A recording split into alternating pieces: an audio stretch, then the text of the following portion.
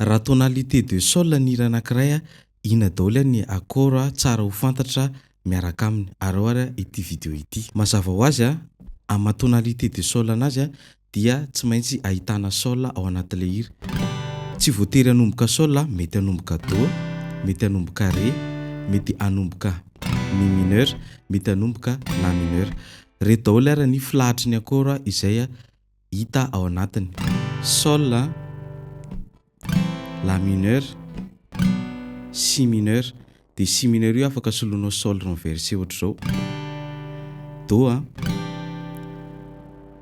ré, mi mineur. De raha ny marina dia asiana fa dièse diminué fa tonga de solointsika ré renversé izy de ny akibe miakatra ato ambony ato. Ohatr'izay zany. De zay no ianarantsika. De zay ara ny lesonantsika fohifohy androany. Raha ohatra ka tianao ho hita ny toy an'izay fanazavana izay de manoratra eo amin'ny commentaire ianao hoe gitara dia afaka mahita ny tuto manaraka mifampitohy amin'ilay lesona teo. Raha ohatra indray ianao te handalina, te gitara ao anatin'ny 3 na 5 volana dia afaka manao inscription amin'ilay cours accéléré antsoina hoe Guitare Pro. Misaotra tompoko.